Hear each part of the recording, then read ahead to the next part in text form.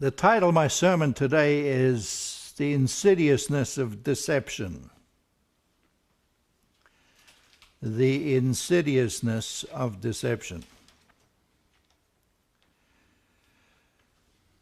I've often encouraged people to read what Jesus said. Just read the words of what he said. But sometimes we need to take note of what he didn't say.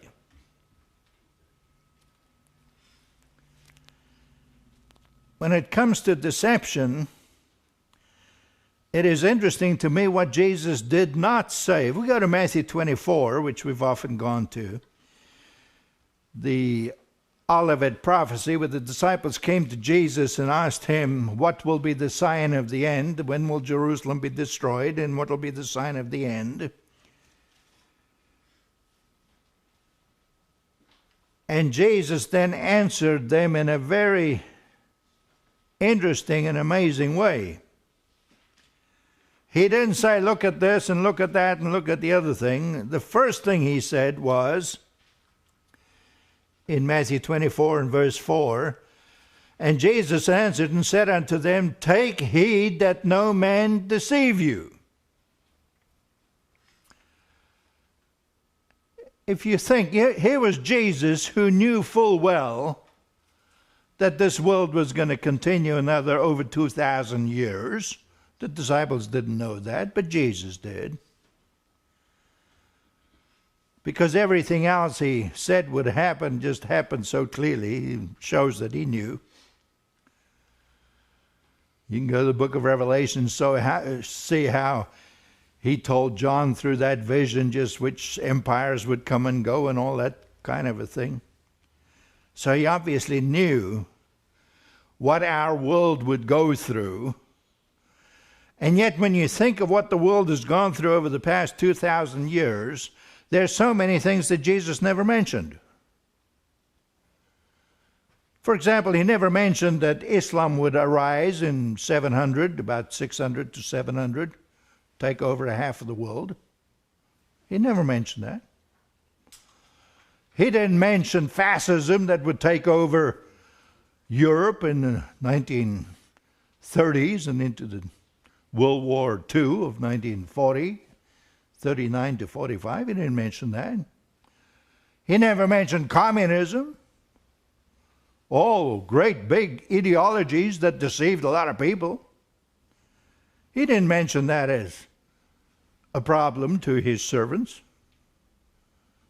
Now, there were great problems for those people, but he didn't point to that. So many things he did not point to. I mean, there were all kinds of religions in the world. Buddhism, Taoism, Zoroastrianism in Persia. He would have known some of those religions and never mentioned them. He didn't mention Diana worship in Corinth, or even the worship of the Caesar, when Julius Caesar tried to act like God and they killed him. Jesus never referred to that. And this to me is interesting, and this should speak to us. Because he said, verse 5, for many shall come, not in the name of Mao Zedong, or the name of Hitler, or the name of Stalin, or the name of Muhammad, or the name of anybody else. He said, watch out, because some will come in my name. You see, for most of us, we can see this other stuff for what it is. If you had any sense back in World War II, you would have known that this corporal come chancellor of Germany was a weirdo. It certainly didn't take too many years to find out. When Stalin was sitting at Yalta, the Yalta conference next to Churchill and Roosevelt,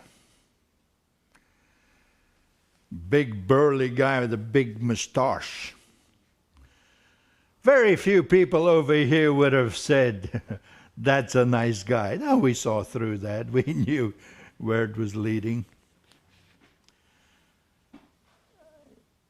It would be kind of hard to be deceived by that stuff. He said, for many will come in my name, saying, I am Christ. Now some people say, oh, that means Jesus said people will come saying they are Christ. No, you've never met anybody who came to you saying he's Christ. I've never met somebody who came to me.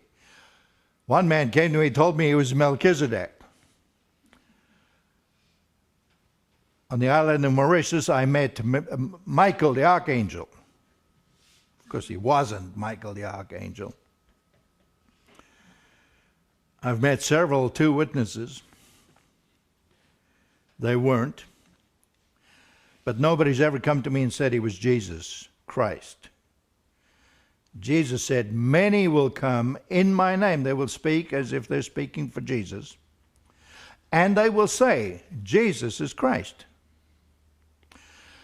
Just like I do. Me, right here, now preaching. I come to you in the name of Jesus. Right? You're at a Christian church. Here's a preacher who's preaching from a Bible and he's quoting Jesus. I am coming in the name of Jesus. And I say, Jesus is the Christ. Right? But I could deceive. That's why it is so insidious. Because then you end up with people who say, I'm a Christian. I believe in Jesus. I believe that he is the Christ. And yet, I could be deceived. Now, you'll very quickly say, oh, I know that, because there's lots of churches that don't believe like I do. Catholics have their doubts about Protestants. Protestants have their doubts about Catholics. Baptists have their doubts about Methodists. Methodists have their doubts about the dunkers, as Benjamin Franklin called them. The dunkers, because they dunk people under the water. So we know there are all kinds of stripes of Christianity. So obviously not everybody is speaking the same thing.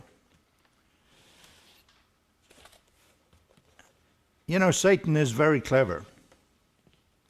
We know in Revelation 12, verse 9, it says he deceives the whole world. Now, we can see how he's deceived the world through communism or this or that ism or paganism or whatever. If we lived back in the days of Corinth and we saw people bow down to this huge 75-foot statue of Athena, you would have said, oh, yeah, paganism. Easy to see.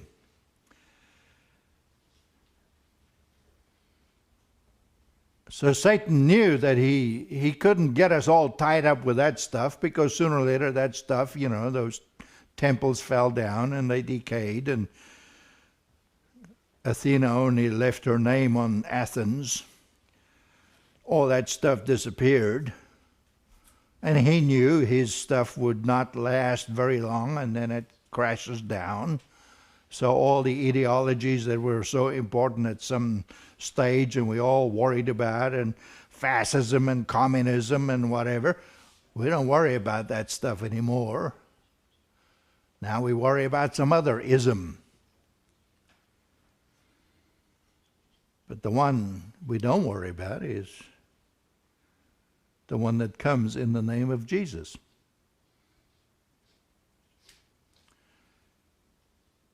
In Matthew 7, Jesus warned his disciples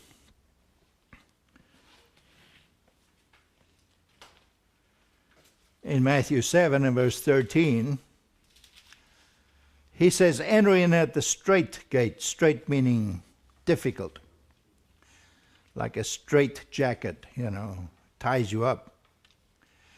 For wide is the gate and broad is the way that leads to destruction, and many there be that go in thereat. Because strait is the gate and narrow the way which leads into life, and few there be that find it. It's kind of hard to think few there be that find it when we've got 2 billion Christians on earth today. There's something wrong with Christianity. Something seriously wrong with Christianity. But that's not the question I want to concentrate on, because we all know there's been lots wrong with Christianity. You just have to read history. The question we need to ask ourselves is, could there be something wrong with our Christianity? Now I'm talking to myself. Could there be something wrong with my Christianity? Could there be something wrong with your Christianity?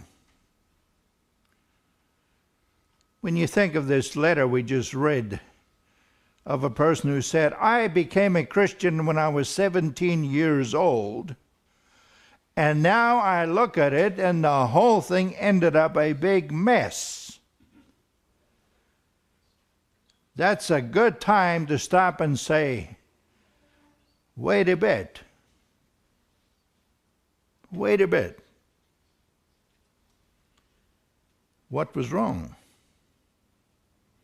What is God trying to teach me? Because if you're a true Christian, God will continually be teaching you. And sometimes the teaching may not be pleasant, but at least you're learning. And the fact that this person is in contact with us here now means that the person wants to learn.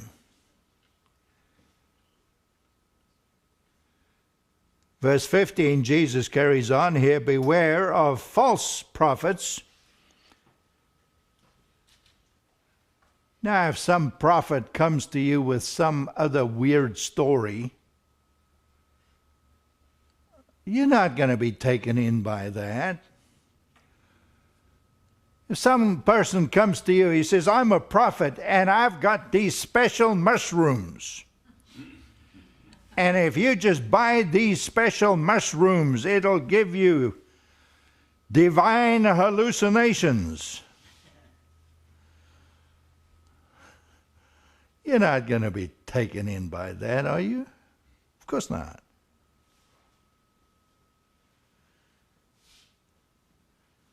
Jesus says, beware of false prophets because they come to you in sheep's clothing.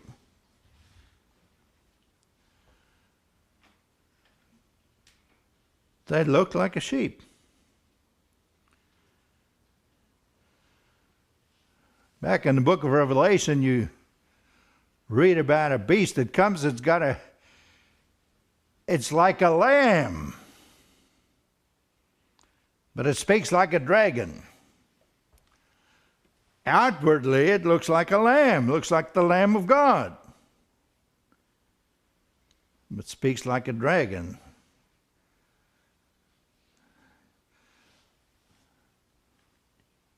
Going through the book of Revelation, I've gone through the history back in what was called the Holy Roman Empire. And Revelation says when this part of Europe arose, people will worship it.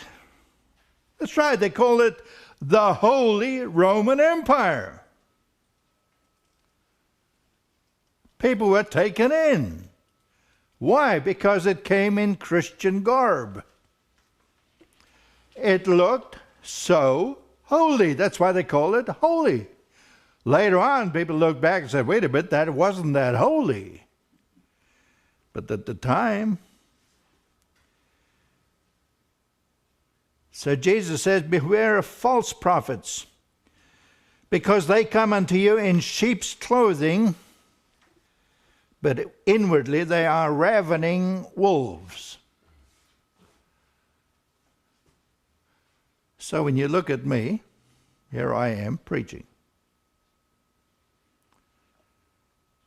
I don't think I look like a sheep. Would be the ugliest sheep. But how would you know whether I'm a sheep or a wolf? I used to naively, when I listened to a minister, I said, he's a minister, I will listen to him. All ministers. Then I found out some ministers were not quite teaching me the truth. Then I limited it to ministers in our fellowship.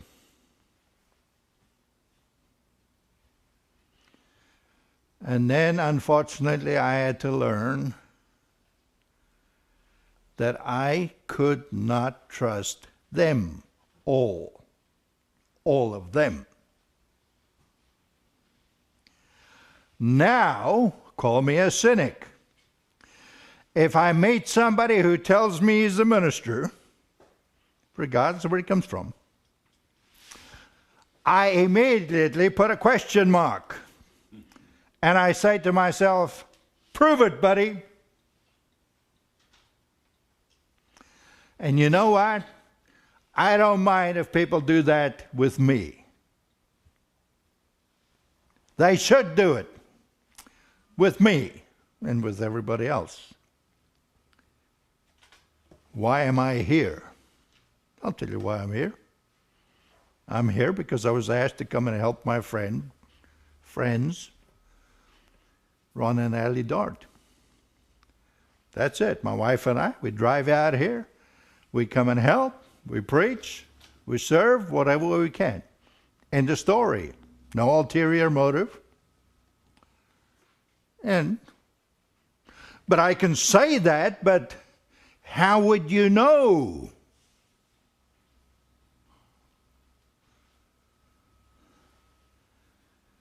Verse 16, Jesus said, "You shall know them by their fruits. Do men gather grapes off thorns or figs off thistles? No, if you want figs, you have to go to a fig tree. Except don't go to my fig tree over in Rockwell, because so far it hasn't given me a single fig. This past year it actually had a few figs. But I should have watered the poor tree because we don't get enough rain in over there to let my figs. I love making fig jam, and I still haven't made a single bottle of fig jam off that tree. I thought this year, well, I'll wait for the big tree next to the golf course, because there's a man over there, he's got a giant big fig tree. I saw him one day. I said, "What do you do with your figs?" He said, "They just fall down and make a mess." I said, "Can I come and fetch them and make some jam? I'll give you a few bottles." He said, "Oh, yeah."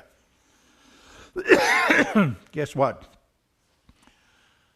His fig tree didn't bear any figs either, so we're going to have to water some fig trees. But at least I know where to go find figs off a fig tree. You know, one time I had two ministers who came into my house. My wife will remember this. They came to sort me out. I sat there and I looked at the one man and I said, "Time will tell."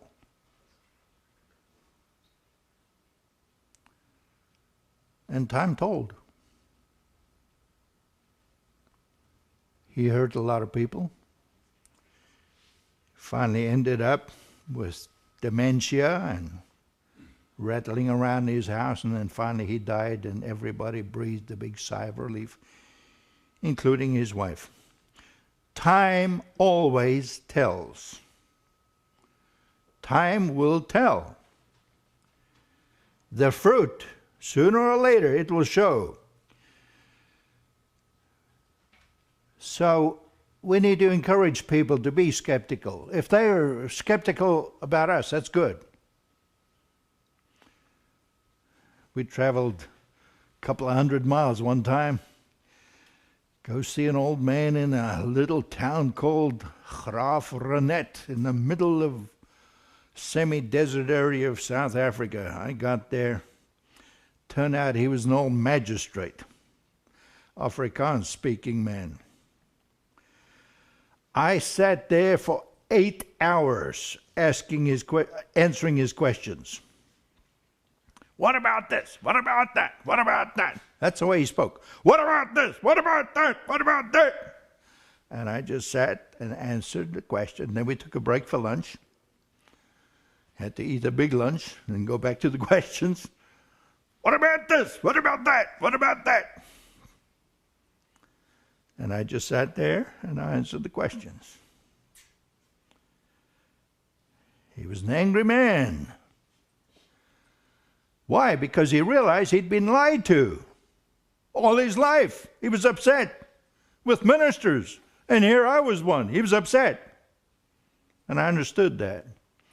And I just patiently answered the questions. When I left one time, I think the first time, I had an Australian person with me. Not my wife. Another man.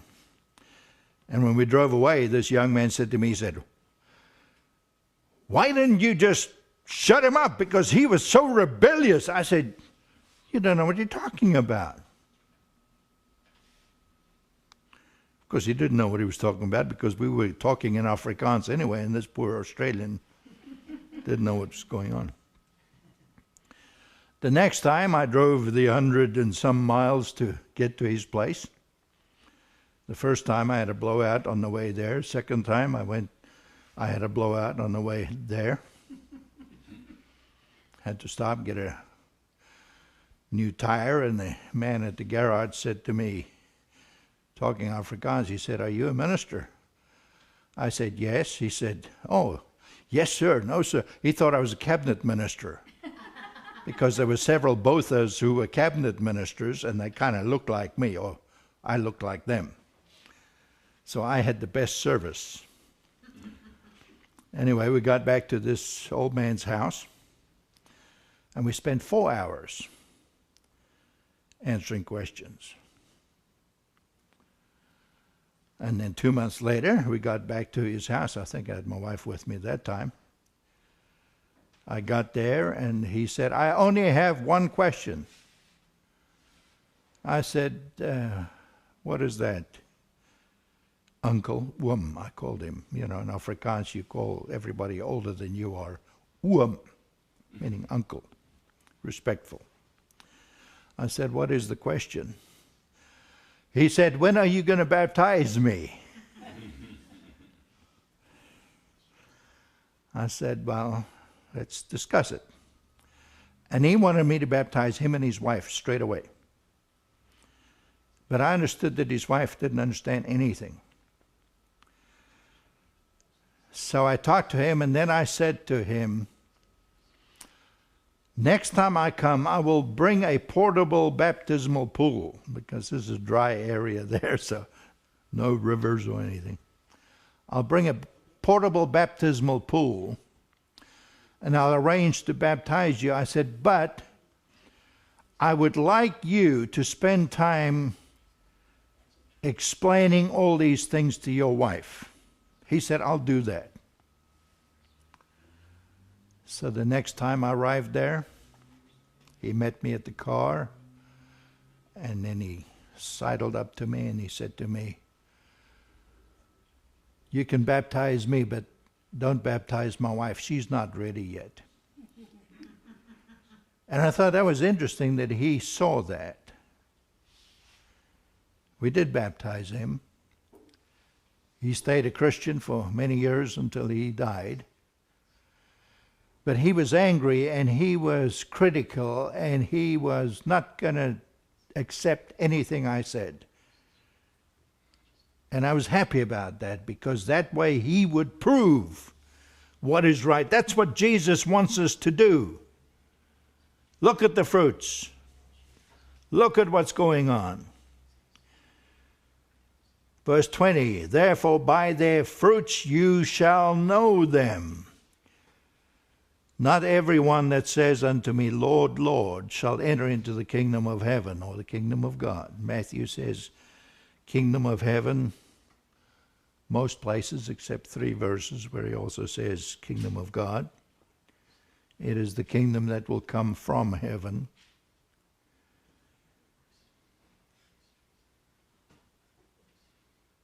Not everyone that says unto me, Lord, Lord, shall enter into the kingdom of heaven, but he that does the will of my Father which is in heaven. You know, last Saturday we were attending a wedding in quite a big church down in Dallas. Friends of, people we knew that invited us to this wedding. It was a nice wedding. It was a Christian wedding. It was in the Christian church, giant, big Christian church. There must have been 400, 500 people there. And it was interesting just sitting there because everybody there would have thought that they were Christians. They had one big preacher with a big voice. They had an African American lady with a squeaky voice. That was all right. And they were talking during the ceremony.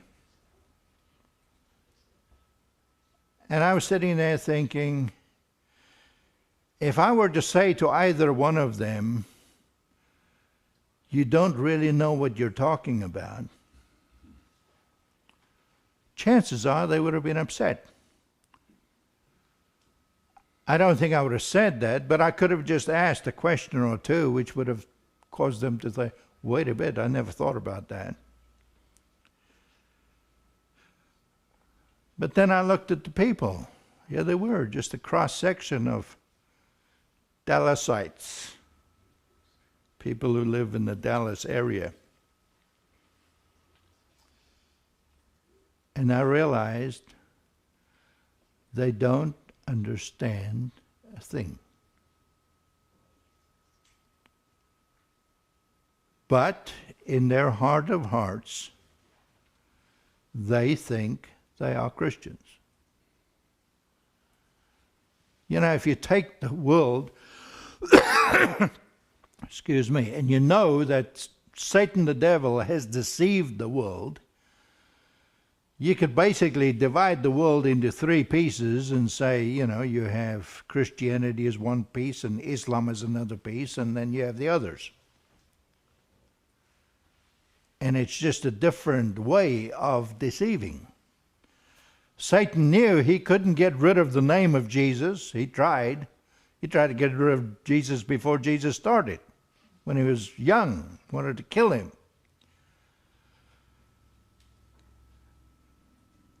It is so amazing that somebody with the name Jesus of Nazareth could have been sitting on a mountain talking to his friends and saying, the time's going to come when many will use my name and deceive many. What was the chances of some Jew in Palestine sitting there and saying, hey, the day's going to come when people around the world will be using my name? Imagine me doing that.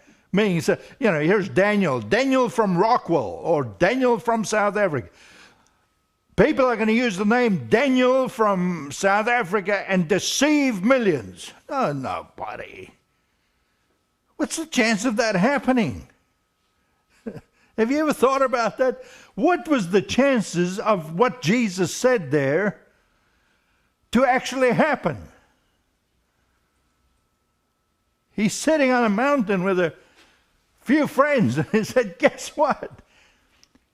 People are going to use my name and not save people, help people, but people are going to use my name and deceive many. How remarkable.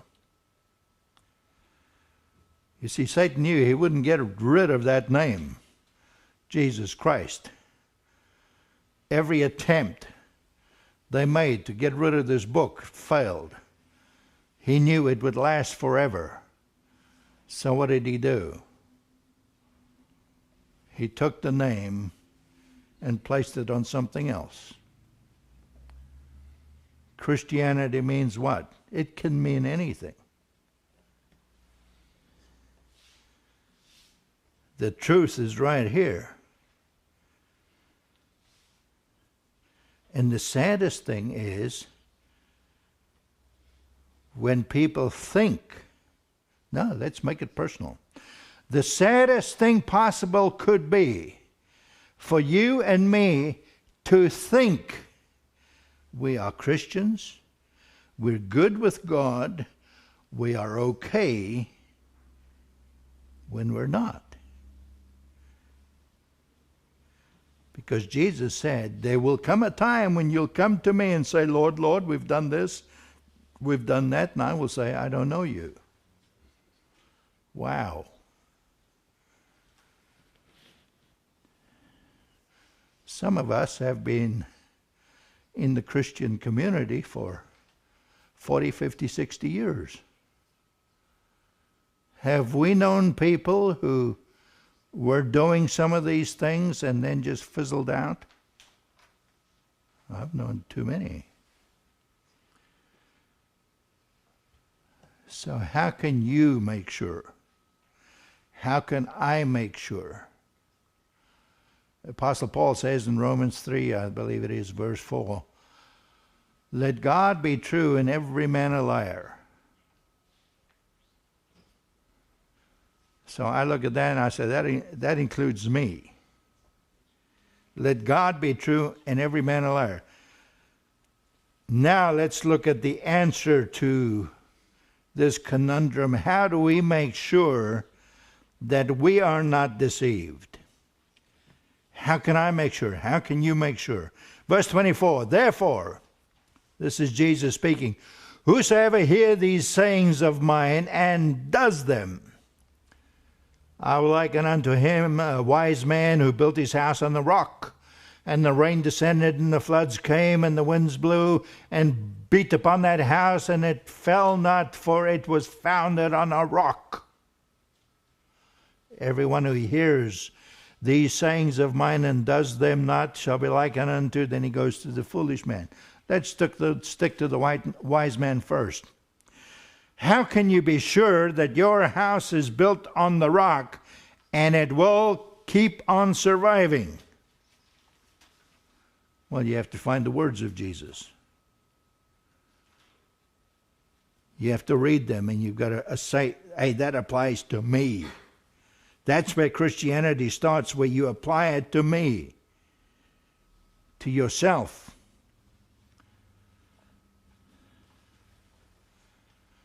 Which is better?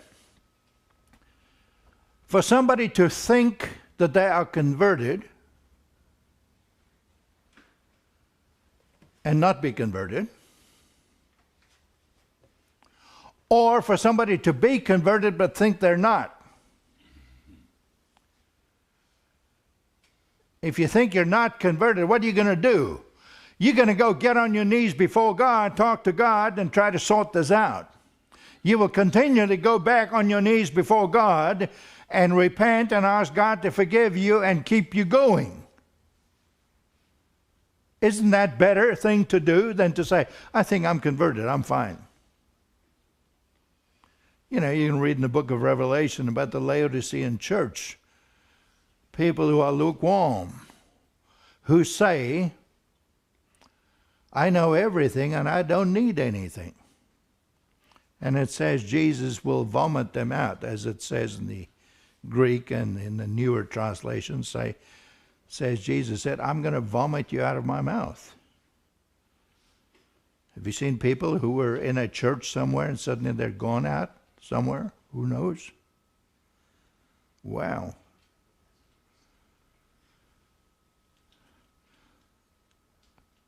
It's interesting that every year we go through a routine of preparing for the Passover.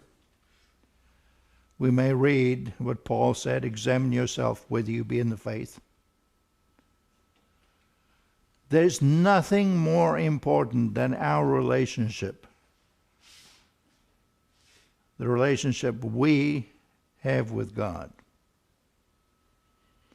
If that is right, it doesn't matter what trial or difficulty or problem you will face in life, God will always pull you through. I've seen that in my life. I don't deserve to be alive.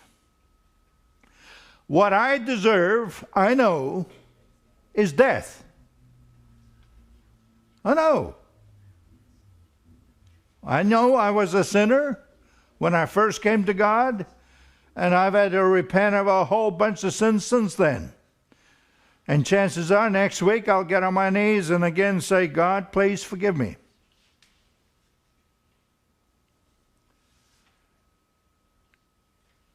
And God has always blessed me way above I deserved. I remember when I was a student at college. Mr. Dart will remember when I was a student at college. Some of the students at college were getting together and they were wondering about promotion. Promotion meant something. At that time, I was working for Mr. Dart. I was in charge of the janitor crew at the college, and I had more people working for me than anybody else on campus. Which was interesting because I never bothered. I never looked for position because really, that's not what I was there for. I was there to learn about God and try to do a good job. And the faculty, including Mr. Dart and others, promoted me. Some of my friends came to me and they said, "How did you get this promotion?" I said, "I have no idea, except that I know promotion comes from God." That's what I read in Psalm 75. Promotion comes neither from the east nor the west. It comes from God.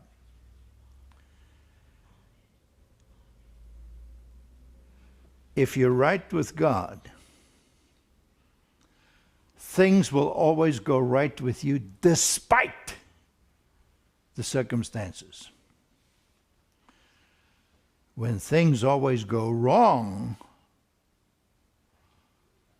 despite what you do, that's a good time to do the one thing we can all do. Go to God. Repent. If you don't see anything to repent of, ask God to show you. He'll show you very quick.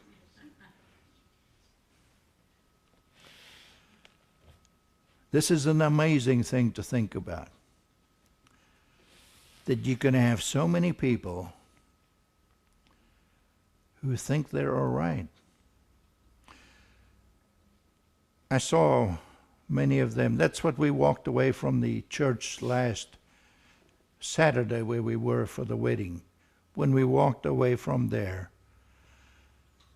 we kind of thought about, I thought about what God said to Jonah.